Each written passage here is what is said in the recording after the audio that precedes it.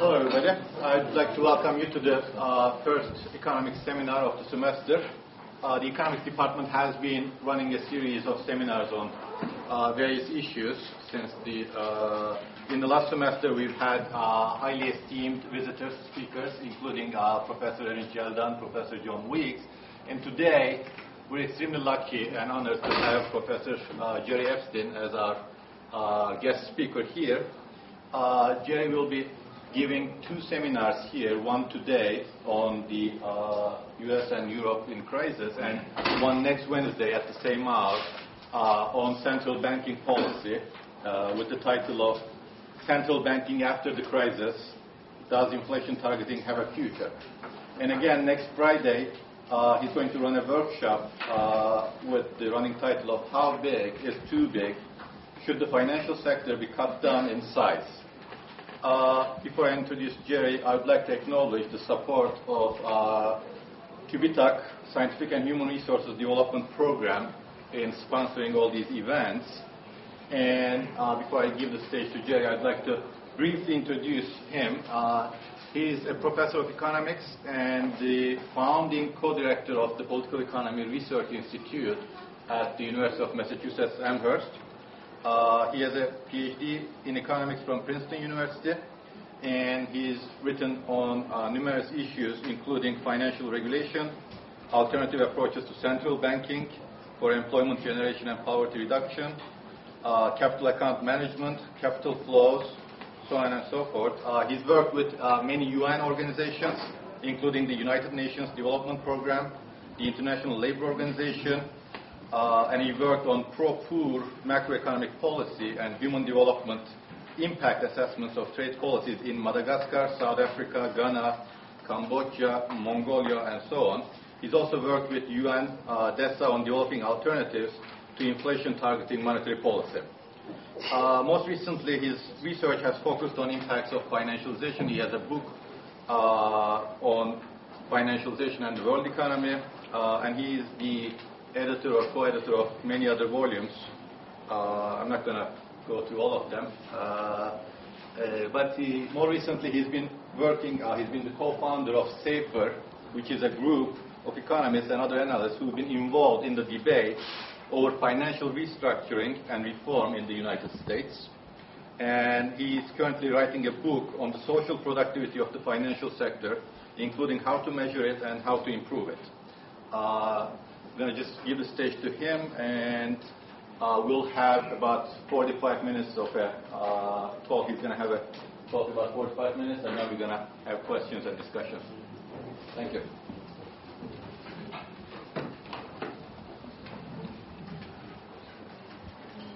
Well, thank you very much for the very kind introduction. Thank you, everybody, for coming today to hear my talk. I look forward to your comments and questions when I'm finished.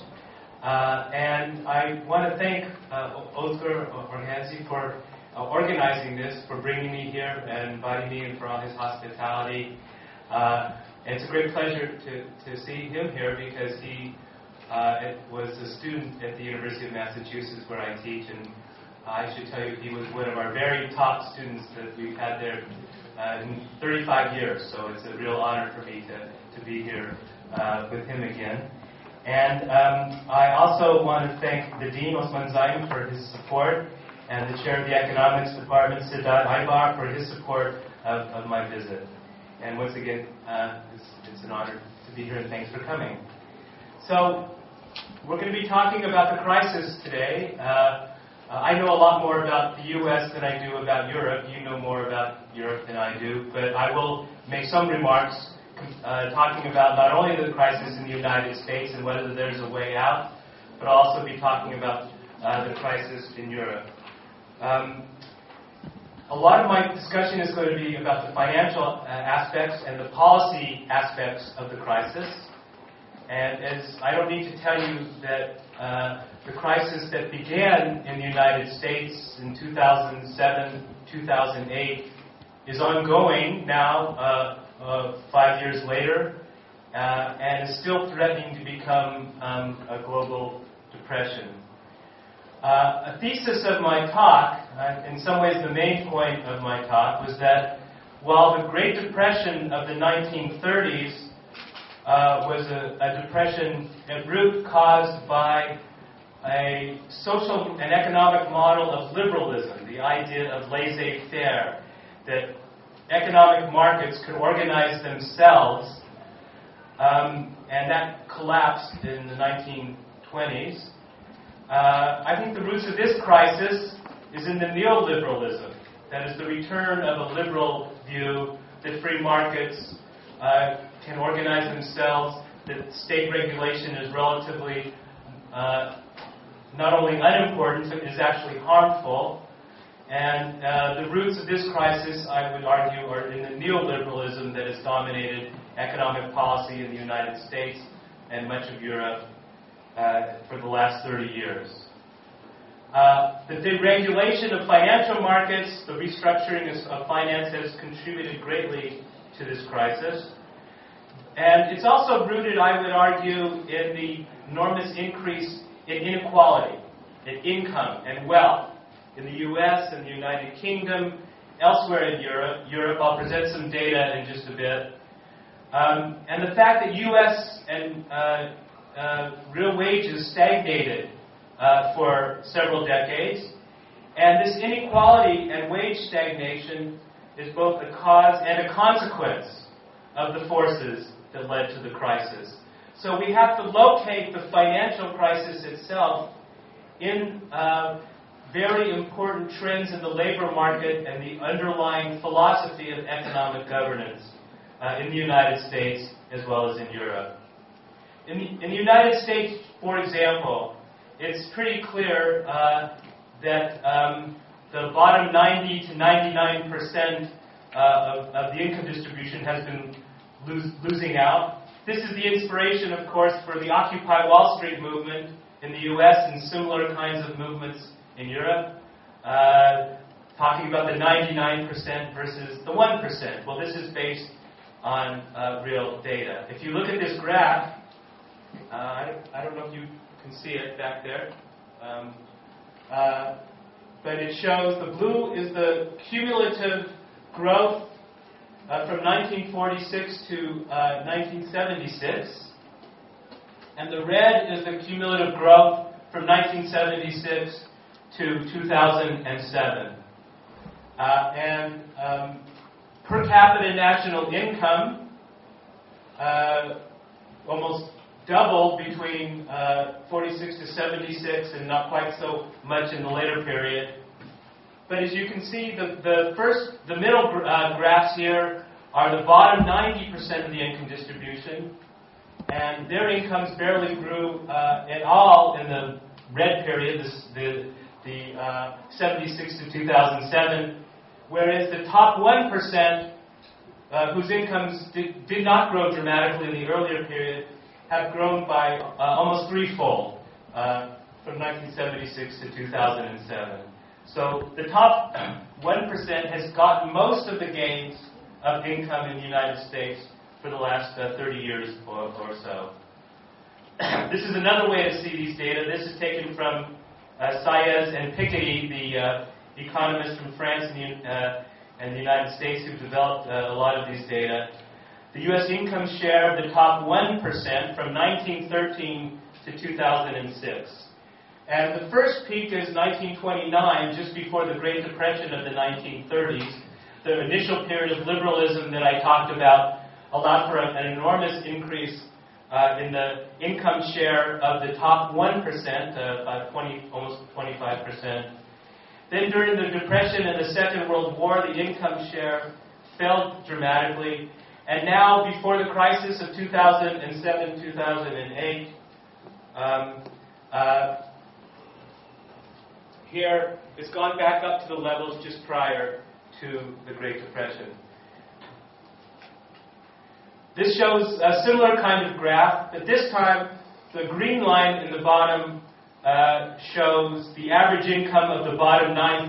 It's another way of seeing the data we saw before, where the bottom 90% income have been stagnant.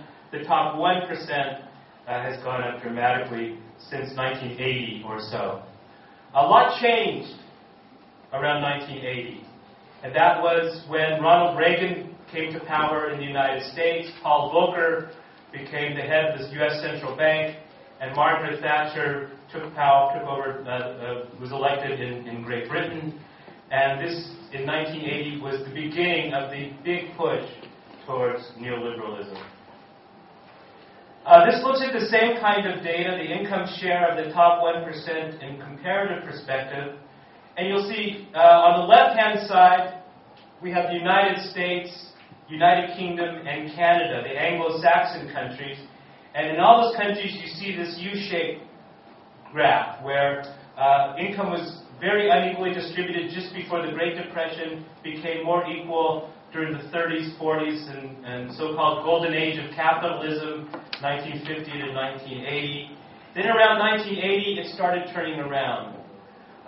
You do not see the same trajectory in the right-hand side, which is the Netherlands and France. There has not been quite, you don't have the same kind of increase in income inequality in those countries. Now, the argument that I will make is that because of this stagnation in real income and increase in inequality in the U.S. and some other countries, then one of the only ways in which demand for output could increase and the economy could grow is by the taking on of more and more debt. And in the United States, this took the form of taking on a lot of debt for consumption, but also for housing prices. So this graph shows in the United States, the dotted line shows the increase in consumption. This is 1980. This is 2006. This is the consumption share in the United States before the latest crisis. The dark black line shows the wage share of income. That is the share of income in the economy going to workers, going to employees. So you see that there was a large decline in the wage share of income, first around 1980s and then again in 2000. But consumption share kept going up, and the only way that could happen was by borrowing money, taking on leverage. This shows the same kind of data, but it also includes housing prices.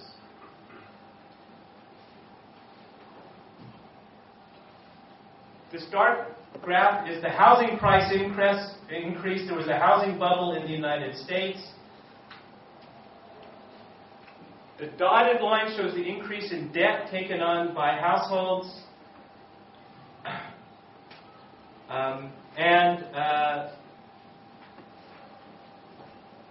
This line shows the decline in interest rates, partly from the Federal Reserve monetary policy that helped to propel the housing bubble. And as you know, the housing bubble crashed. The debt started coming down, and the crisis continued. Now, it wasn't just in the United States that we had this very big decline in wage shares. This happened in many other countries as well. These graphs show the decline in the wage share in Italy, in the Euro area, in Germany, in Canada, Australia, and elsewhere. So part of big picture here of the move towards neoliberalism is a decline in the share of income going to wages and workers, and the flip side of that is an increase in the share of income going to profits and interest and dividends. So this shift in the distribution of income combined with an increase in debt in many countries to contribute to the financial crisis.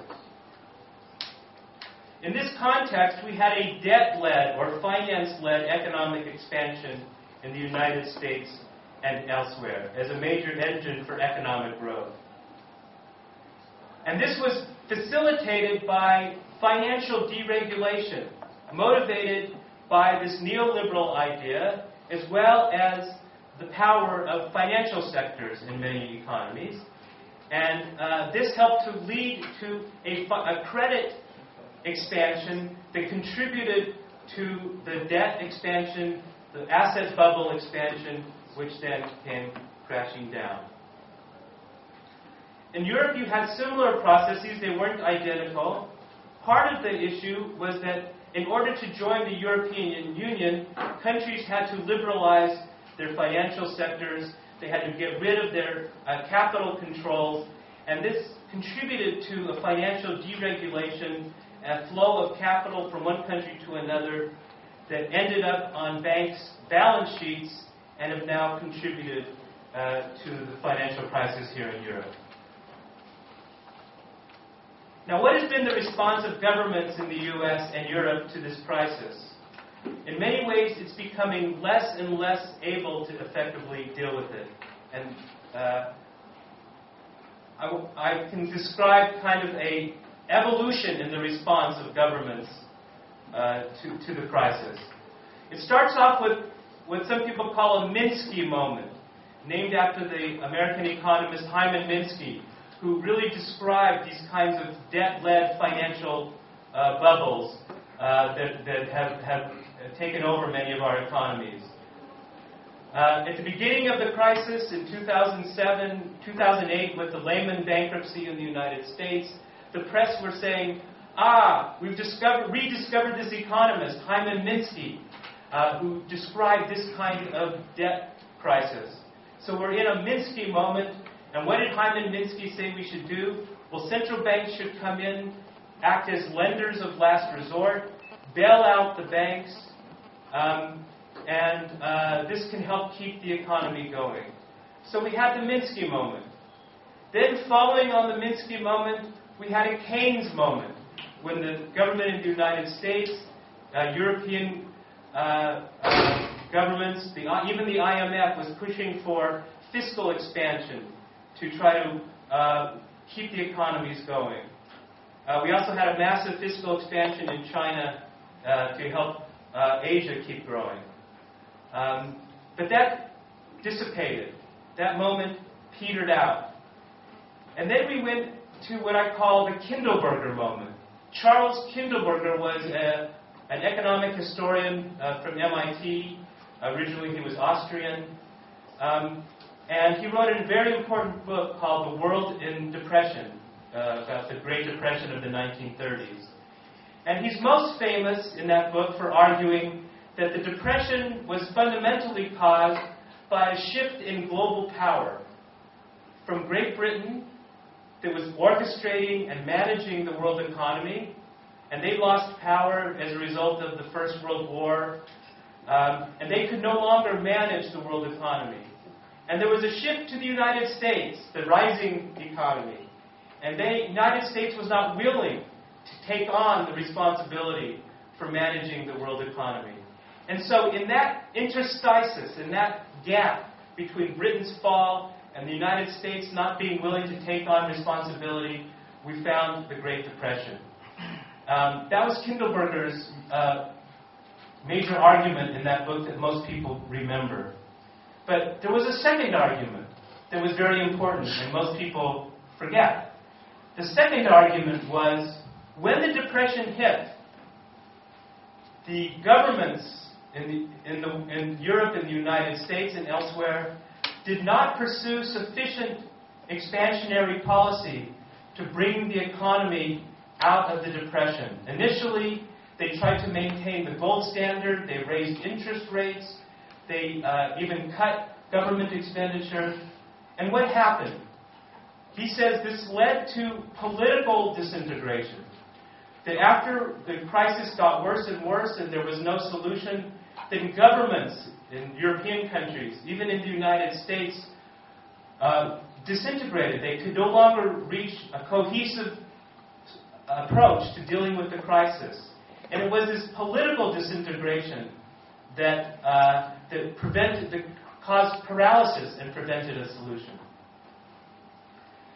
So I think our economies entered a Kindleberger moment when the initial solutions were not big enough.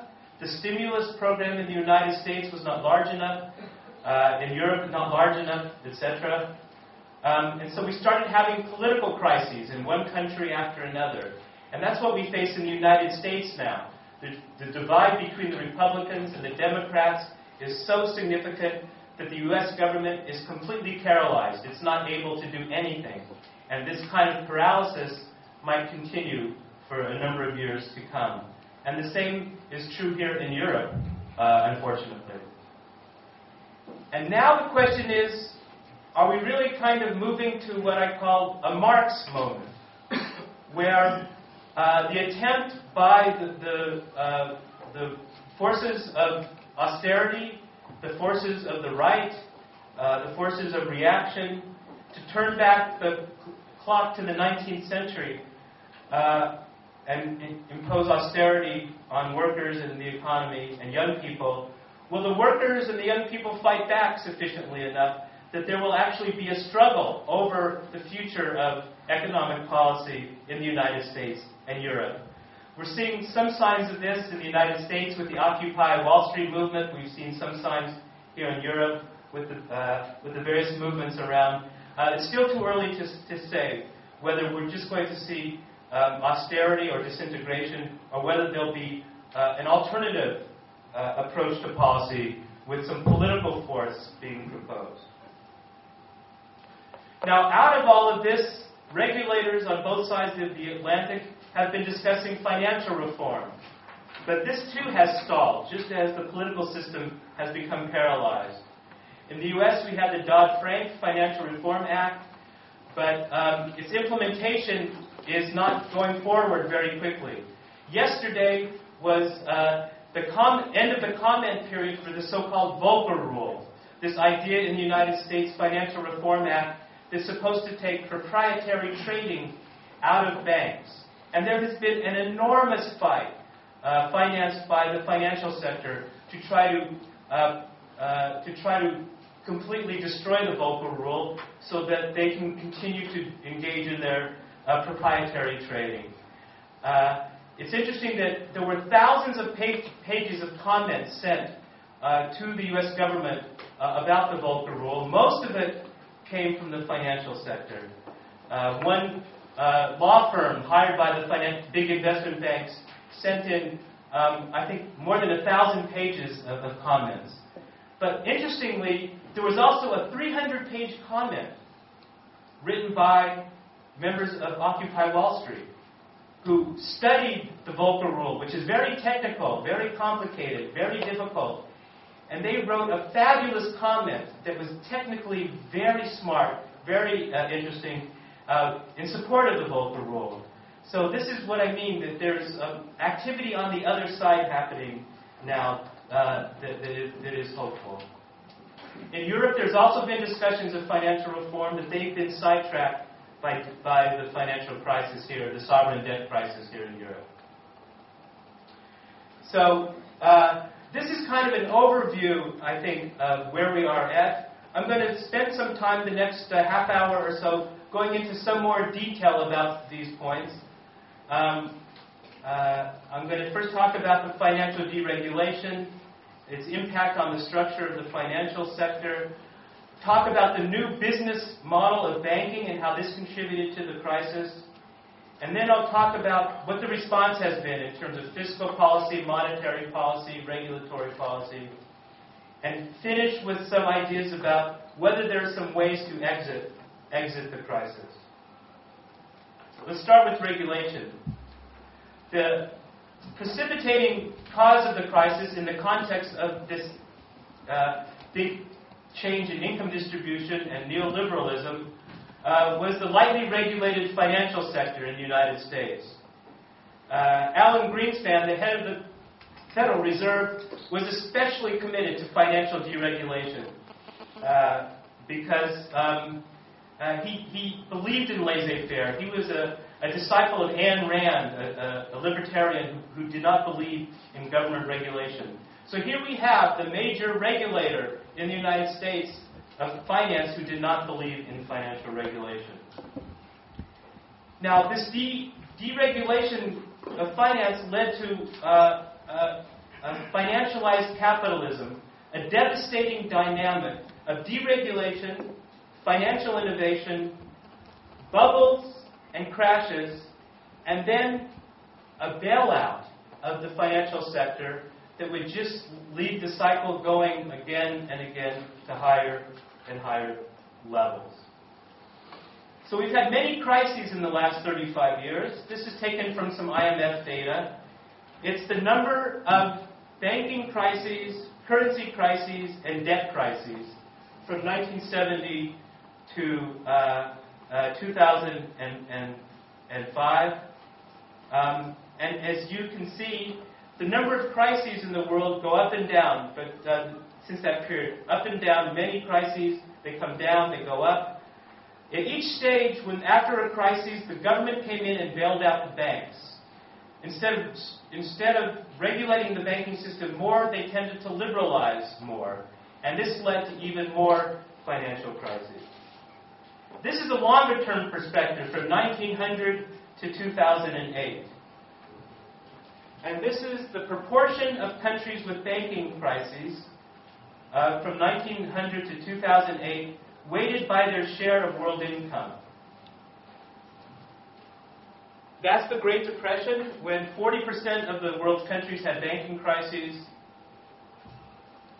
That's the current crisis, when about 30% of the world had crises, banking crises. This is taken from Reinhardt and Rogoff's book.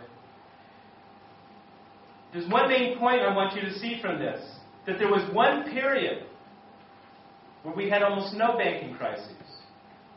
And that's the period after the Second World War until around the middle 1980s.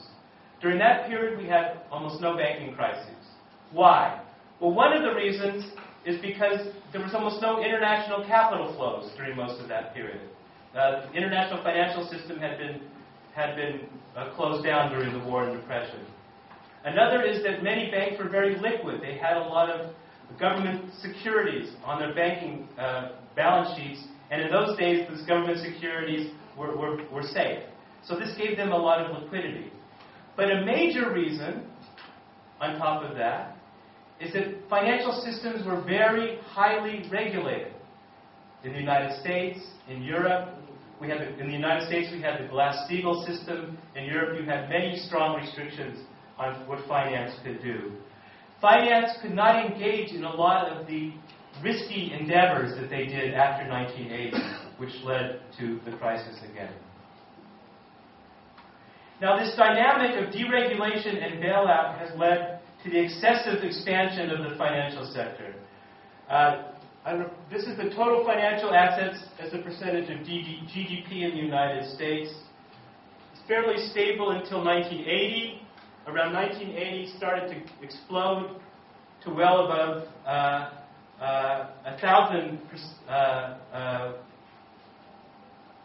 10 times the size of the GDP in the United States. We had the same kind of explosion in financial assets, total bank assets, in France, Germany, Italy, Great Britain, Canada, similar kinds of expansions of total bank assets or financial assets relative to GDP, or since 1980s or so. Now, associated with this growth was a massive increase in financial rents going to the financial sector, a massive increase in the financial income going to the financial sector, in the U.S., UK, and elsewhere. This is the relative wages in the U.S. financial sector, 1930 to 2007, taken from economists Philippon and Recep. This is wages relative to wages in the non-farm private sector. The green line and the orange line are basic banks, wages of those working in the insurance industry. The blue line is called other finance, which grew to be 4 times the average wages in the non-farm private sector by 2008 or so. This is financial engineering. It's finance to create the derivatives, the options, the investment banking, the proprietary trading. That's this other finance. And you can see this massive increase in their relative wages. This is why all of my students at the University of Massachusetts for about 25 years wanted to go into banking, because they wanted to get wages that were 4 times higher than those they could get in virtually all other kind of professions. That is now changing quite dramatically in the United States as a result of the crisis, with all of the layoffs in Wall Street and so forth. Now this shows the same kind of data, but it compares it relative to real engineers, not just financial engineers, but engineers who actually build bridges and computers and that kind of thing. The orange line is the relative wages of engineers. The green line is of financial engineers. If you're just a college graduate in the United States, your income as a financial engineer was not much higher than that of an engineer. But if you had a postgraduate degree, a master's or an MBA or PhD in finance, then the green line is much higher than the orange line. So your income was substantially higher than real engineers who built bridges and so forth. Now, Philippon and Recep also show a correlation between the relative wage in finance and deregulation. This is just a correlation. It doesn't mean causation. You can't read very much into this graph, but there's a pretty strict high correlation. The higher the green line, the less regulated. So when regulation of finance went up, that is, the green line came down, the relative wages of finance went down. When we had financial deregulation, the green line goes up, the relative wages of finance grew quite dramatically. Now, the size and activities of the financial sector and the rents going to them do not obviously contribute that much to the real sector. I'll be talking more about this next Friday, but just to show you a little bit of what we've been doing on this today. This shows the total U.S. financing gap, excluding the federal government and foreign sector. What do I mean by that? It's basically how much households and businesses need to borrow from banks in the financial sector. And it was fairly stable and grew quite dramatically after the 1980s, especially that housing borrowing from the financial sector. Now, what is this? This is the main graph I want you to look at. This is the gross value added of the banks or the financial sector. That is, how much income accrues to the financial sector. So it's wages and profits accruing to the financial sector, divided by the financing gap. In other words, how much income does the financial sector get in the U.S. for every dollar of credit that it provides to the business sector and to the housing sector? That is, how much income does it extract from the economy in relation to what it puts into the economy? And as you can see from this graph, starting around 2000, the amount that the financial sector was able to get from the economy relative to what it put in grew very significantly. So, for example, in the 1940s, the ratio was about 0.3. In the 1960s, which was a period of very rapid economic growth in the United States, the ratio was about 0.4 or 5. So for every dollar the financial sector put into the economy, it got about 50 cents back. By 2000, 2010, it had grown to 1.75. For every dollar they put in, they get $1.75 back. So in a sense, this ratio has more than quadrupled since the 1960s. And this suggests perhaps that the financial sector could be as much as 4 times too large, or getting 4 times too much income from the economy in relation to what it's given back. Now, we left out the federal government for complicated reasons. If you put in the federal government, this ratio goes down, but it suggests that the amount of income extracted has doubled over this period, rather than quadrupled. I'm going to talk more about these numbers a week from Friday. Now, you could say, well, financial sector does more than just give credit. It also provides liquidity. It provides insurance services. It makes markets. So we bias this against the other kinds of activities the financial sector engages in. I'll talk more about that a little bit later.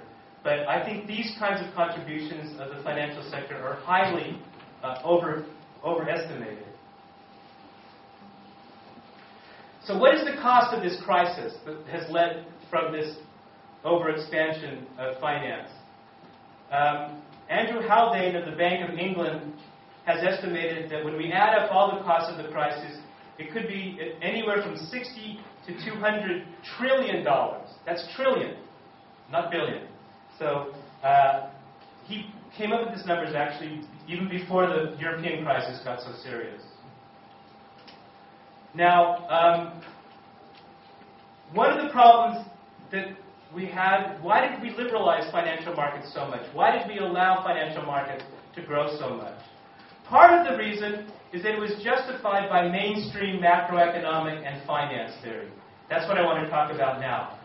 Finance theory, macroeconomic theory from the mainstream rationalized, helped to justify financial liberalization.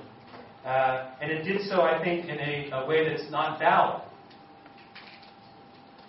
Part of this was based on so-called shareholder value theory, which said that corporations should maximize the shareholder value, should see themselves as financial assets, not as real productive assets, and should take on more and more debt to maximize shareholder value, slice and dice their corporations, and sell them off for the greatest value, not worrying about stakeholders or other groups that also care about the productivity of corporations.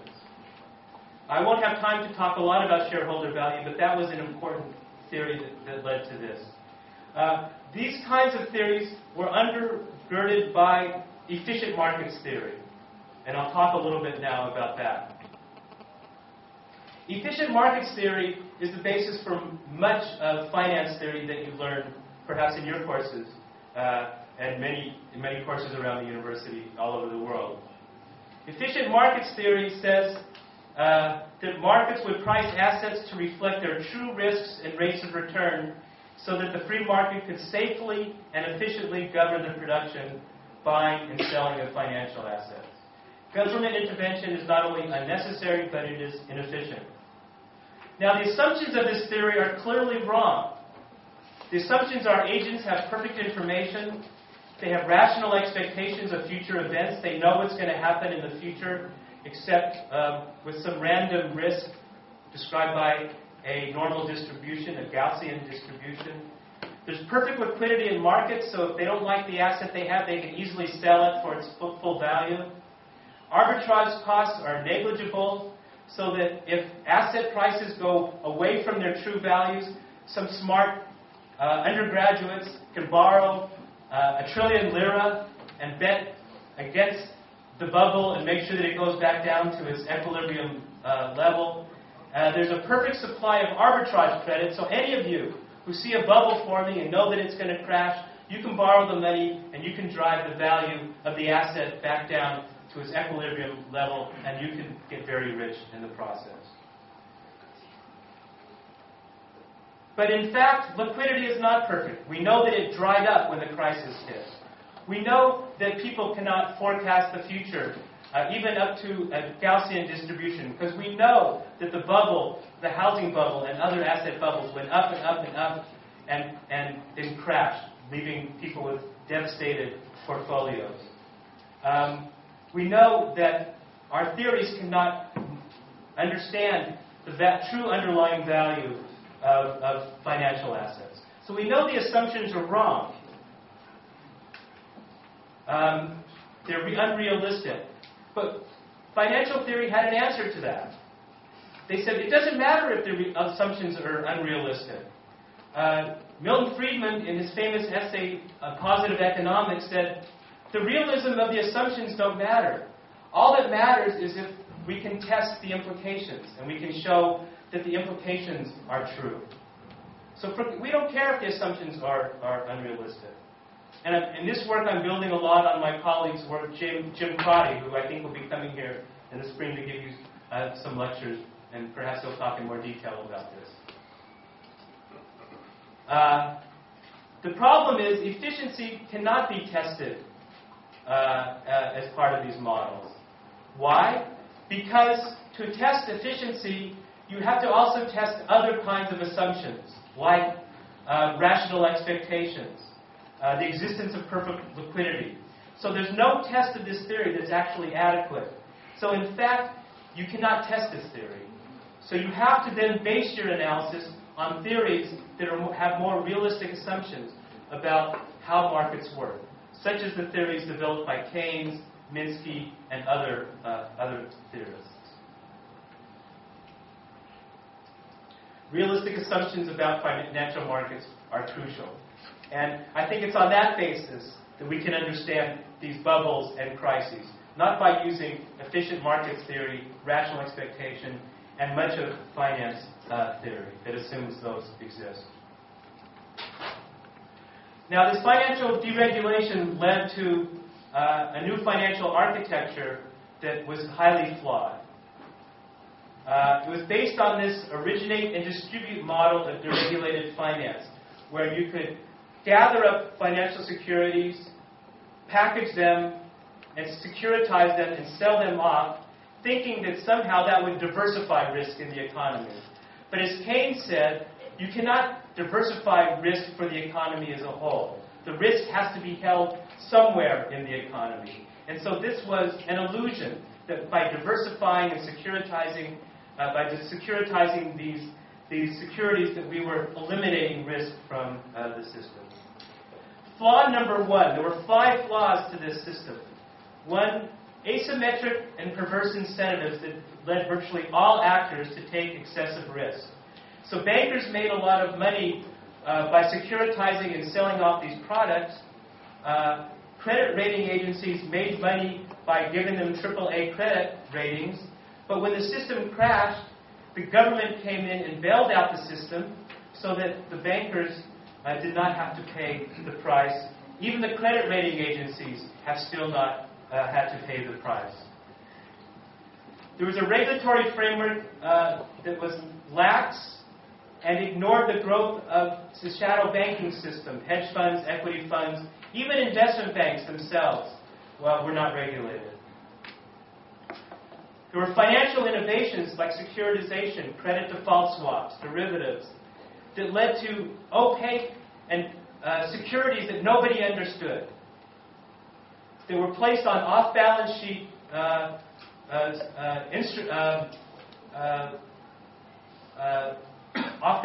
were placed off-balance sheet, and they pretended they weren't there, but then when they began to go bankrupt, they had to bring them back onto the balance sheets of the banks. And that's one of the reasons why the banks got into so much trouble. Flaw number 4. At root, it was pro-cyclical. That is, banks would make these securities, they would sell them, they were able to book the profits ahead of time. That would give them more profits, that would give them more equity. They would drive up the housing bubble or asset price bubble even more, and then they could leverage more and sell more of these securities. So it was a pro-cyclical, self-reinforcing dynamic system built on leverage. And when it crashed, the high levels of leverage were left. Structural flaw number 5, it led to the creation of huge financial institutions that were too big to fail in the sense that if they failed, they would bring the system down with them. That's the situation you have in Europe now. You have all the banks that took on enormous risk by investing in sovereign debt. Now, when the Germans came in and said they should take a hit for some of this debt that they lent, we saw an enormous financial crisis where the debt interest rates of Italy and Spain and others went up very high because these banks are so big that if the government begins to act like they might fail, it could bring down the whole financial system. Now, this not only led to a change in regulation, but it led to a massive change in the actual banking model and finance business model of the major banks in the U.S. and Europe. And this is a graph taken from Lindell Wignall, an economist at the OECD, who used to be an investment banker. And it shows the transformation from old-time banking to new-time investment banking. In the old-time bank, used to have a big spread. Banks would make their money from a large spread. They would pay depositors this amount. They would charge borrowers that amount. They had a spread, and that's how they made their money. They would book deposits that were fairly stable from individuals and others. So their borrowing base was very stable. Very stable. But then we had this financial deregulation, and banks changed their business model. They started borrowing their money in the wholesale market, repos, wholesale borrowing, short-term borrowing to fund their lending. They would lend money at lower and thinner spreads, and then they would get fees based on securitization and other kinds of fees, while borrowing more and more leverage to finance these products. So if you look at the consolidated balance sheets of conglomerate banks, Bank of America, Citibank, Barclays, UBS, Deutsche Bank, and so forth, you can see the structure of this new business model. A lot of derivatives and securitized assets, not funded mostly with deposits that are very stable, but other liabilities, wholesale funding, short-term funding that's very unstable, and they have to turn over on a very rapid basis. So if the lenders lose confidence in the banks, there can be a bank run very quickly, as happened after the Lehman Brothers crisis, and is happening now in Europe. In Europe, you're facing precisely this kind of bank run because of concerns about sovereign debt. Many European banks can no longer borrow from each other or from the wholesale debt market. They have to borrow from the European Central Bank. So if you look at the structure of this bank business model, these banks look like a highly leveraged hedge fund, financed with very short-term borrowing, invested in obscure and illiquid investments that are difficult to sell, especially in a downturn, complicated by very complicated derivatives bets. So, for example, here in Europe, nobody's still quite sure what happens if Greece defaults. Whether a lot of banks have made bets with credit default swaps that will have to pay back if Greece defaults. The regulators don't know who's holding that risk and how many banks might be endangered as a result of that. These are complicated by very complex, obscure bets that can only be made in a highly deregulated environment. To give you a concrete example, let's look at the balance sheet of Deutsche Bank in 2009. 67% of its balance sheet could not be valued by trades in the market. It was very illiquid, obscure securities like credit default swaps, collateralized debt obligations. They had to value these by complex markets, complex models. So these were valued by models, not by actual prices, by buying and selling them in the market.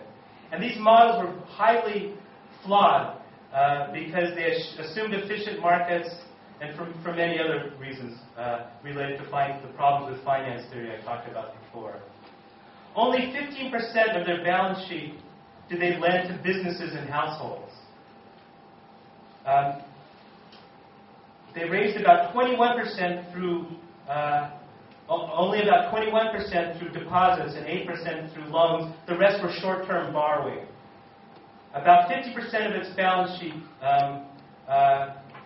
overall then was valued by models rather than by true prices.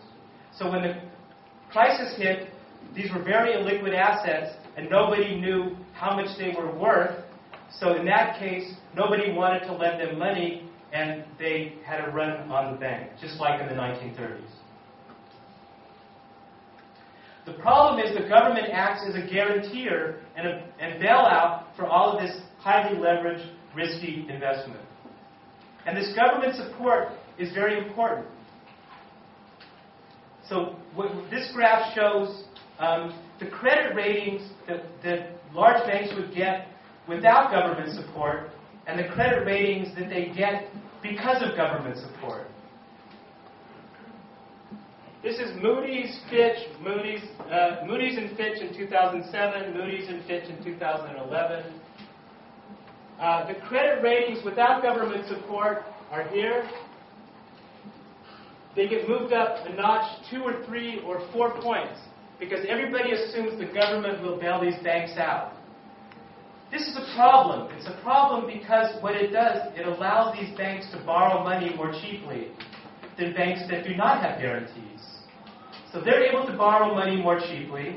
They're able to invest in these risky kinds of investments. They're able to grow bigger, and therefore bigger, too big to fail, even more. And so this government support keeps the system going and going. And these liabilities that governments take on are getting larger and larger as a percentage of the economy.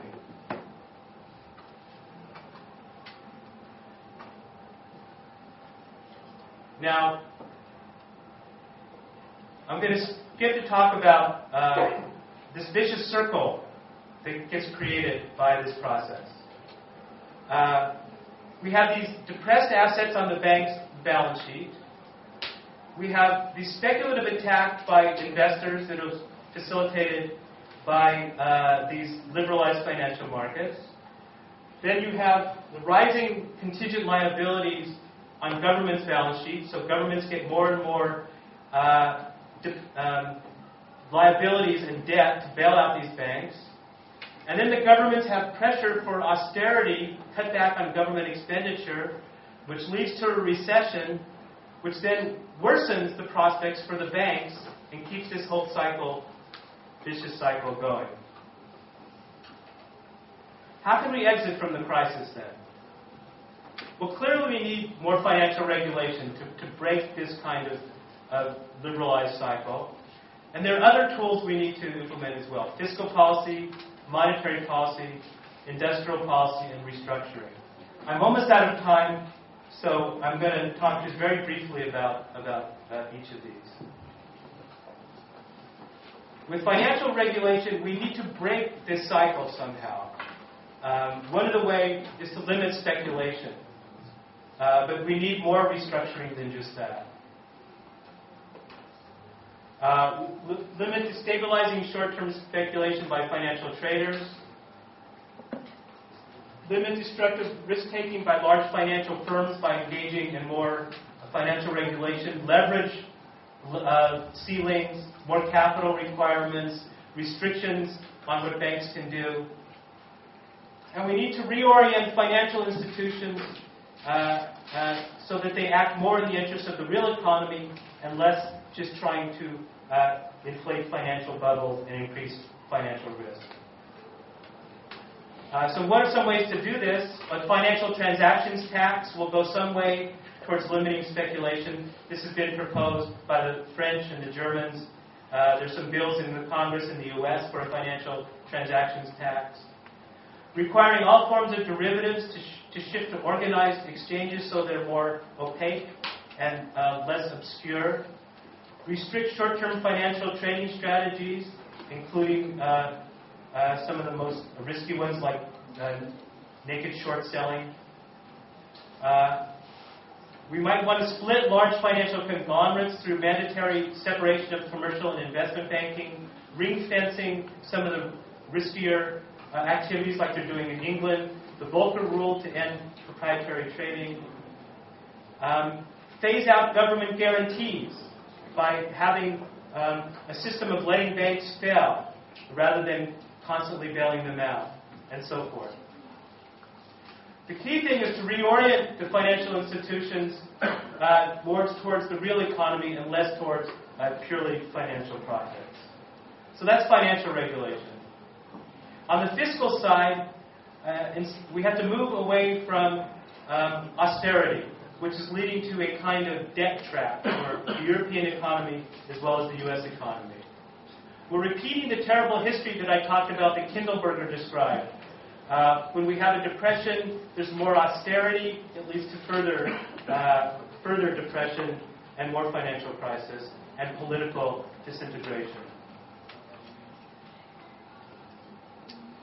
I'm going to skip over a discussion of the budget deficit in the U.S., but I want to talk about this trend that some economists have argued for, and many in Europe, I think, believe. This is the idea of an expansionary consolidation, that somehow if you cut the budget deficit, that will lead the economy to grow. Now this runs counter to most Keynesian thinking. Keynesian ideas are that aggregate demand is important to expanding the economy. If you cut government expenditure or raise taxes too much, that lowers aggregate demand and that will increase the recession. But some economists say, well, look, if you reduce the budget deficit, reduce aggregate demand, that will increase confidence by the investors and the economy will expand. The IMF and other economists looked at this very closely and said this is simply not true. The Keynesian model actually works. In Europe and elsewhere, if you reduce government expenditure, if you raise taxes, you're going to lower output, you're going to raise unemployment. There's no such thing as an expansionary austerity, except if the rest of the world is growing very rapidly. So what does this graph show? It's the impact of a 1% reduction in government expenditure and taxes, an increase in taxes on GDP and unemployment. Growth domestic product goes down, unemployment goes up. Gross domestic product goes down by about 0.5%, unemployment goes up by about 0.25%. But it gets worse. It gets worse if the rest of the world is also contracting. And if interest rates are already at the zero level and cannot go down any further. If interest rates are already very low, then when you contract expenditure, interest rates can't fall anymore. So there can't be a compensating increase in investment from a reduction in interest rates. Also, if the rest of the world is also contracting, then you can't export to the rest of the world. And so this graph shows, this graph shows that with a zero interest rate floor and the rest of the world contracting, the red line, GDP will fall as much as 2% from a 1% decline in fiscal expenditure. So the bottom line is, for Europe, if the austerity programs keep getting pushed in Greece, Spain, Italy, France, England, elsewhere, that's only going to lead to a further reduction in output, a further increase in unemployment, more banking problems because the banks' assets will become less valuable, more pressure for bailouts, and will be in a low debt trap. There has to be fiscal stability and consolidations in the long run in countries like Italy, Spain, Greece, and so forth. But in the short run, any attempt to force further austerity there is only going to make it impossible to get debt under control.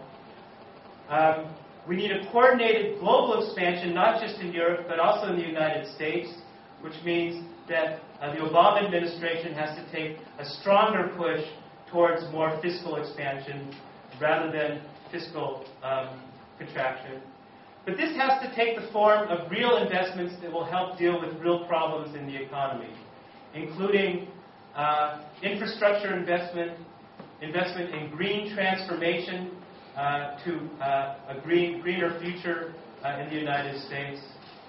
And this kind of fiscal expansion is the only kind that can really help get us out of the economy. But fundamentally, and this is the final point, this is not going to happen unless there's a change in the political configuration.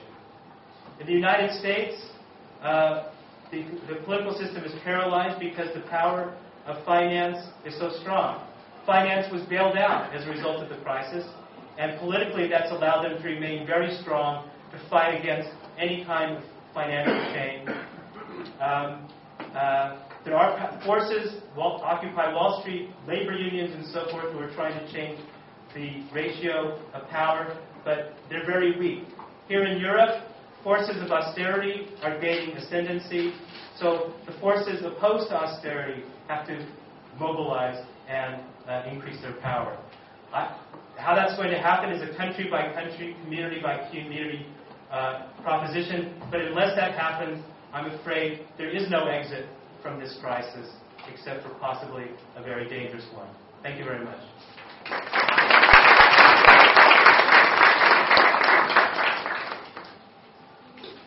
So I'm happy to take comments, questions, reactions.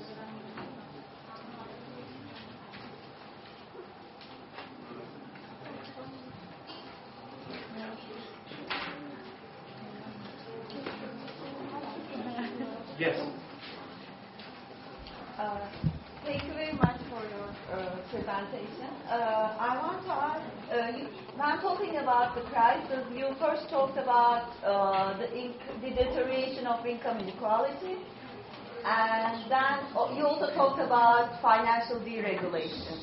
So I want to ask you how you see the connection between the two. Financial deregulation and deteriorating income inequality. And I have one more question. When you were talking about these moments, Minsky moment and Keynes moment, it doesn't seem like the Keynes moment hit Greece, for example. So it would be nice to hear about how you would comment on the political economy behind that. Okay, thank you. Thank you. So the connections between financial deregulation, financial crisis, and inequality. I think the connections are in a sense go in both directions. The financial deregulation was one of the things that allowed this massive increase in inequality in the United States and elsewhere. If you look at, I showed you a graph showing the increase of incomes of the 1%. A lot of that income, let's see if we can get back to that. A lot of that income, a lot of that income going to the 1% was a result of returns to those working in the financial sector. Interest, dividends, profits, and the financial deregulation allowed them to get that kind of income, allowed that vast expansion of the financial sector. At the same time, the financial deregulation, by giving so much income and power to that group of political actors, also allowed them to change laws, other kinds of laws, tax laws, for example, which reduced the taxes on that kind of income, so allowed them to keep that kind of income. For example, they reduced the capital gains taxes and to 15% in the United States, and they were able to call the income they get from operating hedge funds a type of capital gains, which it's not. So they were able to tax that at a lower rate. So the power allowed them to keep transferring more and more wealth to themselves. It also allowed them to weaken protection laws for labor. So that reduced the power of labor and reduced their ability to gain more income as well. So that's on one side. On the other side, the financial deregulation allowed people who did not have very high incomes to borrow more and more and buy housing. And that helped facilitate the housing bubble. They were able to have access to that kind of credit. Why were the banks willing to give people who had very low incomes that kind of credit? Because they were able to securitize those loans, bundle them up into complex products, sell them off, and get high fees. If that whole process was not allowed, there's no way that the whole banking system would have lent so much money to relatively poor people to buy houses they could not afford. It was because of the whole chain of financial intermediation that was allowed by the financial deregulation. So people could not afford those houses because their incomes fell, but they were able to buy them because of the credit that they had access to, and that was because of this financial deregulation. So those are the two kinds of connections. In terms of the Keynes moment, it's amazing how in the United States, and I think this happened in the UK and in Europe, we're facing a major crisis of employment and unemployment. We're facing a major crisis of economic decline. But somehow the right wing in finance was able to transform the debate so that it appeared to be a major crisis of debt and deficits rather than a crisis of employment. And how are they able to do that? Part of the way they were able to do that is in the United States, they have enormous influence over the media. There are certain kinds of channels, Fox News and so forth, owned by Rupert Murdoch and his group, but not just them. They have a lot of control over the media, and the media transformed the nature of this crisis from employment to debt. But part of the problem was Obama himself and the financial advice that he got. He got financial advice from people like Larry Summers, Tim Geithner, Ben Bernanke, who really are part of the Wall Street complex in the United States. And as a result, they did not push aggressively enough in the Keynes moment to actually reduce unemployment, and quickly were willing to shift to talking about debt and deficit. Now, part of the reason why this advice is so powerful is because of the role that money plays in politics. Obama has to raise $1 billion to fight his campaign against the Republicans. Where is he going to get his $1 billion from? Most of it's going to come from Wall Street. So you see the very destructive role that Wall Street and finance money plays at various levels of the U.S. political system, in the media, politics, and so forth. So it was very difficult. It was very difficult to maintain this Keynes moment there. Here in Europe, in England, I think you had a similar thing, but you also have this other dynamic, like in the 1920s and 30s. If the party in power in a depression goes along with austerity, then the party in power will be thrown out of power. So in England, you had the Labour Party that didn't push Keynesian policy very aggressively, so they were thrown out of power. In Spain, the socialists went along with the austerity, they were thrown out of power. Even if the party you bring in is even more committed to austerity. It's a typical pattern where you throw whoever's in power out because they're not solving the problem, and you hope a new government will come in and solve the problem. So it was the Kindleberger argument that the parties that were in power did not take aggressive enough policies initially to solve the problem, so they get thrown out of power, and an even more austerity-friendly government comes into power. And that's the situation we're in now. Yes?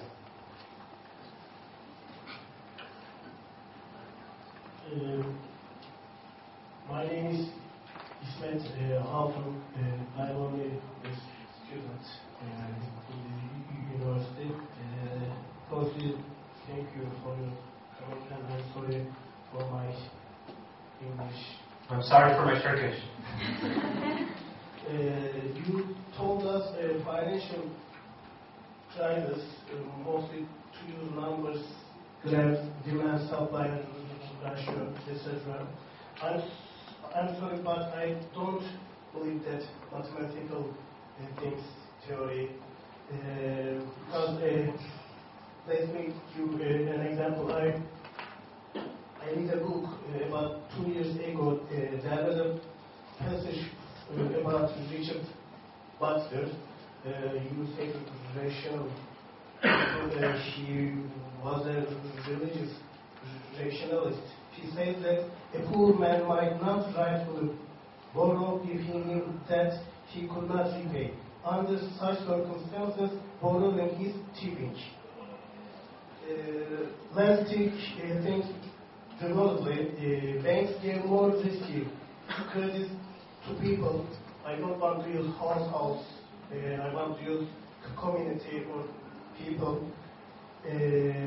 Same way, banks and rich countries gave a lot of money to other countries like Greece or Argentina. But I think they know that they couldn't repay that credit. According to all these accounts, please answer me, is it a financial crisis or is it a moral crisis?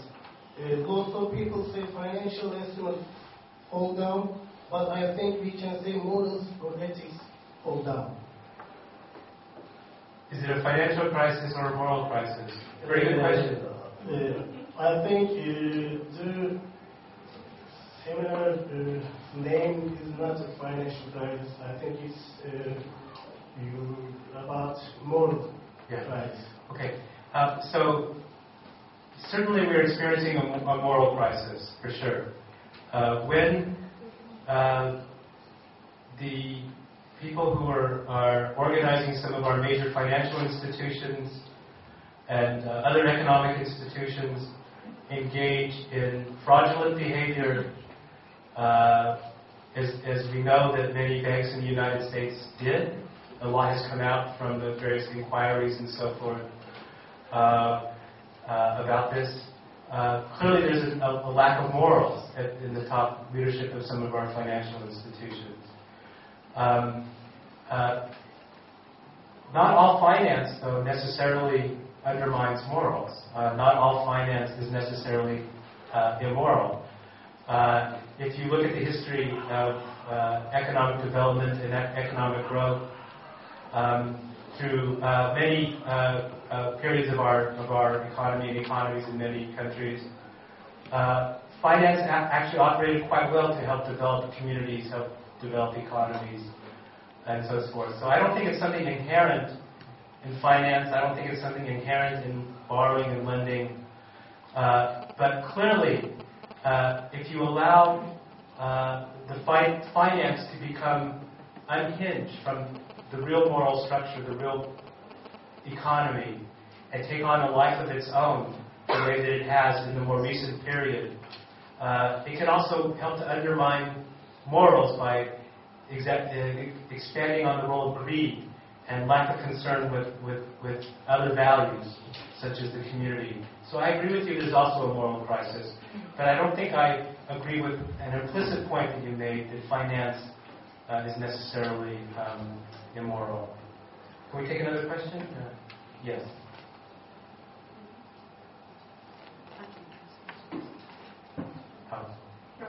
Yeah. Thank you very much for your insightful presentation or lecture. I'd like to ask the question, actually, you touched upon it a little bit in your very final remark. It's about regulation. You said one of the ways out of the crisis is financial regulation. We must re-regulate after the regulation. I wonder how that would happen with all our financial leaders coming from, or at least economic authorities coming from the financial sector. I'd be very pleased if you could elaborate a little bit more if you have any real projects in ongoing or real ideas about how this could happen.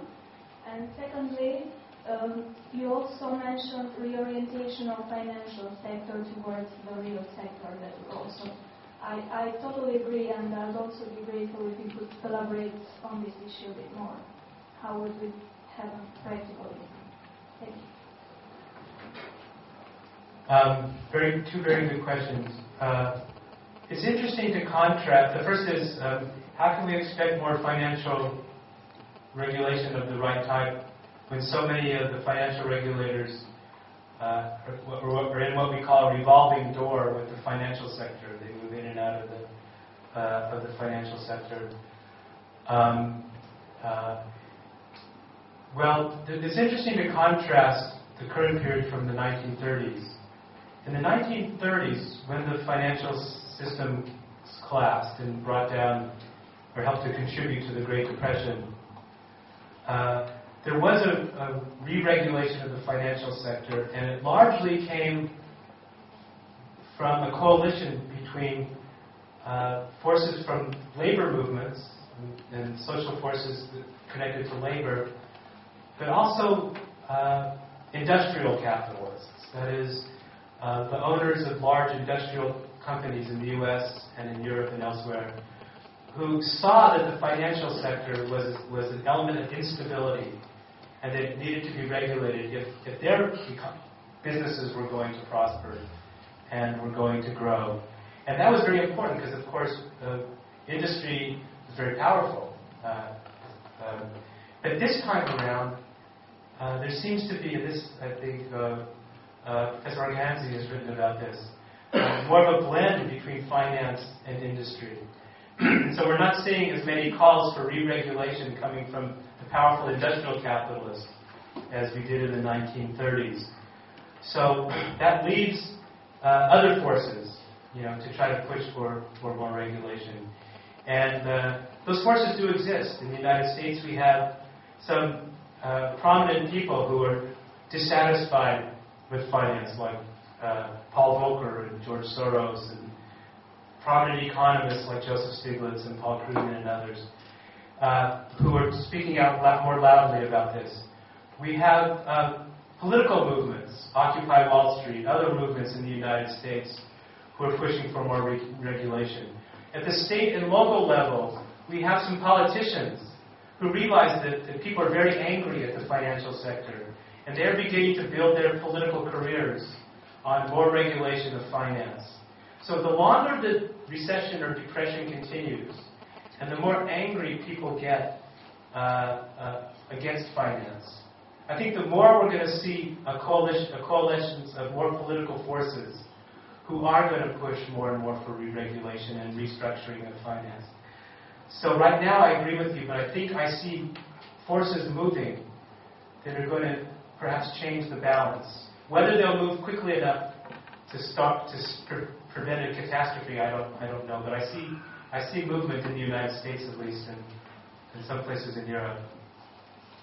How do we make finance serve the real economy more? Well, clearly, I think we need to separate off these risk-taking financial firms. And if we can't regulate them strongly, at least say there's no way that we're going to have government support for them. And then limit financial firms who get support from the government to engaging in real economic activities. So we need that, number one. Number two, we need a counterweight from public financial institutions. In the United States, there's a push to have more state-owned banks, have more cooperatively owned banks, more community-owned banks, banks that are no longer so much owned for the profit motive, but to actually serve the community. And some people have argued for a cooperative bank in the U.S. to provide basic financing for local cooperative banks. So more government support, perhaps, of a diversified set of public financial institutions that can serve public purposes, as well as limiting public support for the risk-taking banks and more regulation of banks overall. Yes?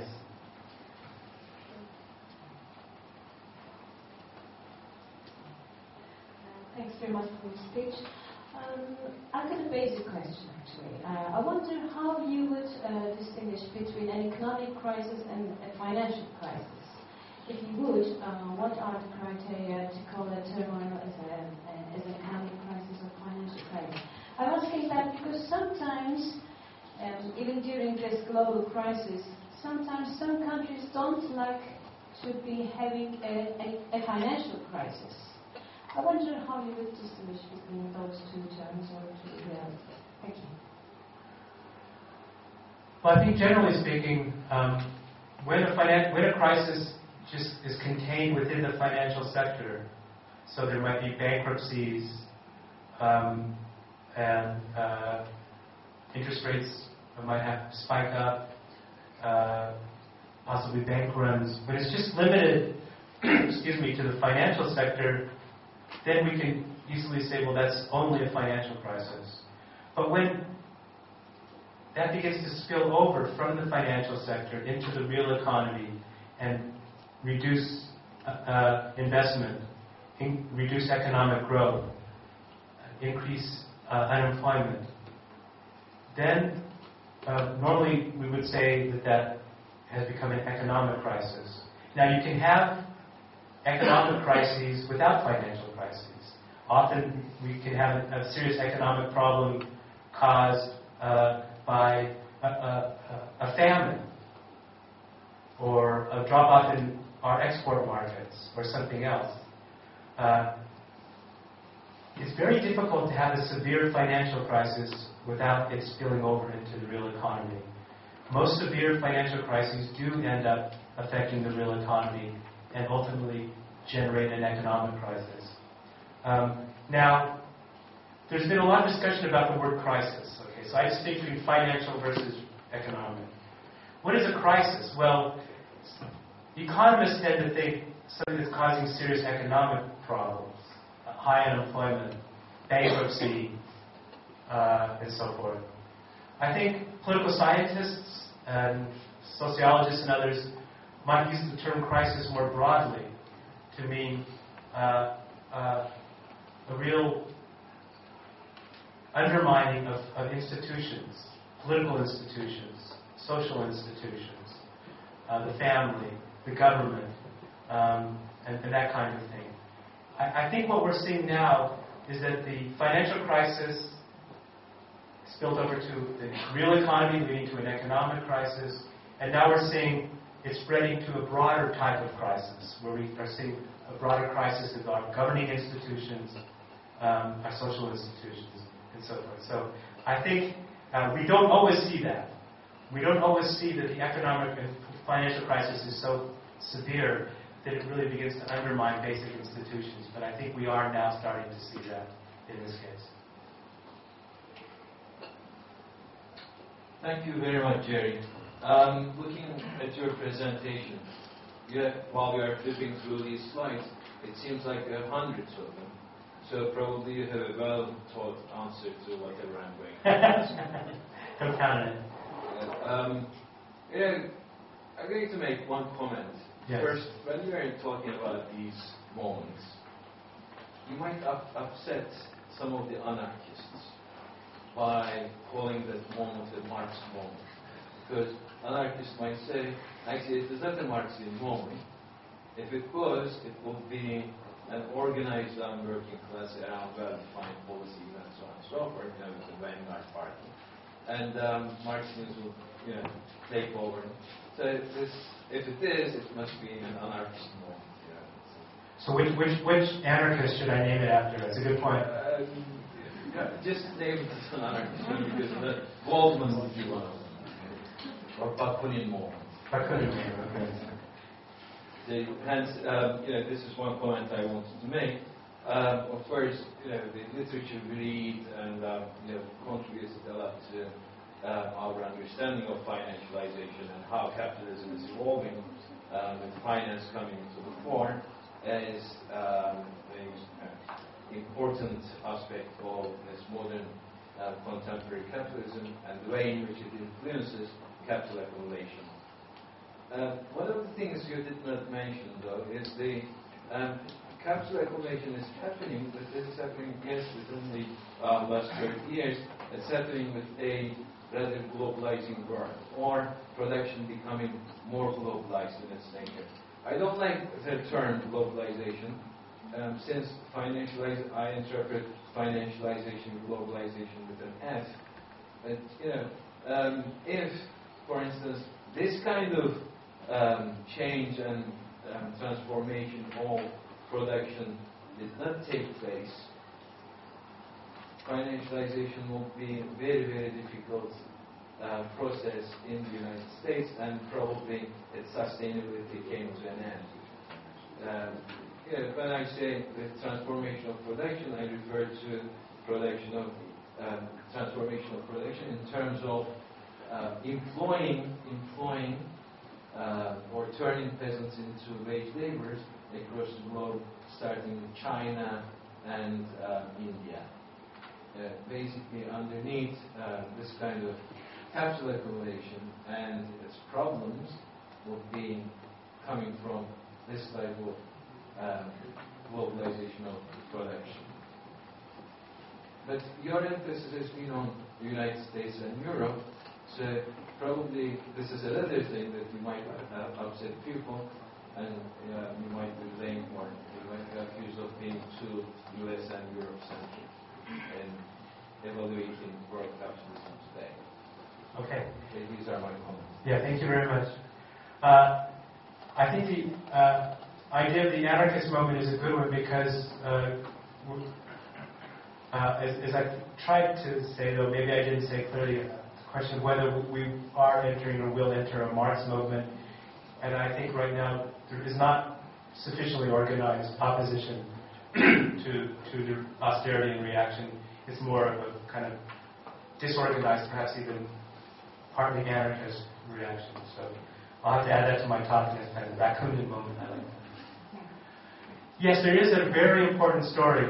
I agree with you about the international dimensions of this, which I have some thoughts about. I'm sure you and others have other as well.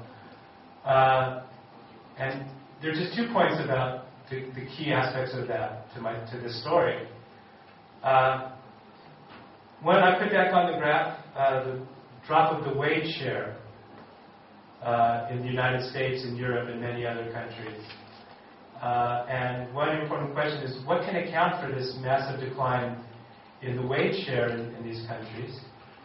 And certainly this rise of neoliberalism and the change in laws in the United States and elsewhere working against the power of unions to organize has been very important. But in my view, and to your point, the rise of freer trade within the context of the rise of China and India and other countries is probably a very important aspect of this. That Richard Friedman calls it the Great Doubling. We had the fall of the Berlin Wall, the capitalist rise of China and India, and I think China really is a capitalist country. That could be another debate. This doubled the world labor force almost overnight. And as any Marxist theory would tell you, if you double the reserve army overnight, that's going to have a big impact on wages. Most economic models will deliver that. And this really placed a ceiling, I think, on wages in the United States and to some extent in Europe. And along with these other factors, I think helped to contribute to this decline in wage share, in inequality, increase in inequality. And It didn't have to happen this way. There could have been more managed trade with China and India. It didn't have to happen under the auspices of major U.S. multinational corporations and other multinational corporations that use this to avoid paying taxes in the United States, avoid paying taxes in Europe. That contributed to the budget deficits and the inability to help our economies adjust to this. It's not blaming the Chinese or the Indian. It's talking about the structure under which this happened, this neoliberal structure. But I think that was very important, number one. Number two is the role of the dollar in the world economy, which allowed the United States to run massive deficits, not just government deficits, but deficits by households and others, to borrow money excessive amounts of money that was partly financed from the Chinese and the oil exporting countries in Japan. And this kind of financing that allowed this financialization process to continue was partly, if not largely, due to the role of the dollar in the United States, which had many implications, but one was to be seen as a relatively secure place to put money, especially if you wanted to help stabilize your exchange rate and wanted to hold dollars, the reserve currency, to do this. So there are other aspects of this system, but I think those two were extremely important in driving both this inequality and the financialization of which it was a part that contributed to the crisis. I don't know if those are the kinds of things that you had in mind. Well, maybe we can sort of like stop here. But if you have questions and if you want to talk with Jerry, he's going to be around for a little bit. He'll be here next week as well. So thank you very much. Thank you very much.